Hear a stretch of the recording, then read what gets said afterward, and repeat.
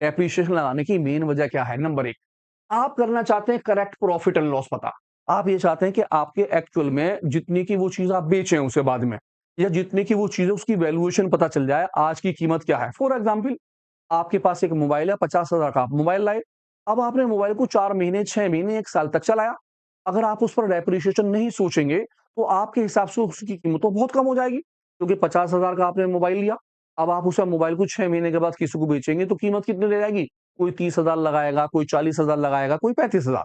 लेकिन सपोज कीजिए आपने डेप्रिसिएशन लगाया और सोचा कि मेरी इतनी कीमत कम हो जाएगी और मैं सोच रहा हूँ कि 35,000 तक ही बिक जाएगा, और आपका मोबाइल 35 की जगह 36,000 में बिकता, तो आप बड़े खुश होंगे। आप कहेंगे हाँ यार, उसकी वैल्यूएशन ज्यादा रही, जबकि एक्चुअल में डेप्रिसिएशन आप लगा रहे हैं। लेकिन अगर आप डेप्रिसिएशन नहीं लगाएंगे, उसके बारे में नहीं सोचेंगे, तो आप और ज्यादा डिक्रीजिंग में चले जाएंगे।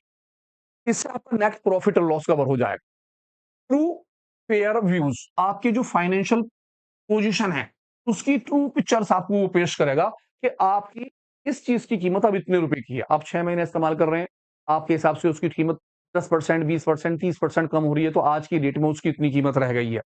देन थर्ड, उसकी जो कॉस्ट प्रोडक्शन है, वो आपको करेक्ट पता चल जाएगी कि इसकी आज की कीमत क्या होगी, 2 साल बाद कीमत क्या होगी, 3 साल बाद कीमत क्या होगी, 4 साल बाद कीमत। आप एक कार खरीद के लिए आए, फॉर एग्जाम्पल, आपने एक कार ली 5 लाख रुपए की, और आपने ये सोच लिया कि भैया हर साल 10% कीमत कम हो जाएगी।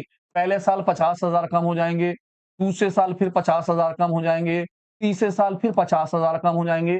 तो आपके हिसाब से पहले साल तो उसकी कीमत 5 लाख है, लेकिन जब सेकंड ईयर आएगा तो आपके हिसाब से 50,000 कम होने के बाद कीमत कितनी हो जाएगी? जी हाँ, 4.5 लाख। अब आप तीसरे साल फिर से चलाएंगे, फिर 50,000 कम हो गए, अब उसकी कीमत कितनी रह गई? 4 लाख। तो आप करेक्ट पोजीशन निकाल लेंगे कि उसकी एक्चुअल में कॉस्ट क्या है। लास्ट में लीगल पोजीशंस, आपको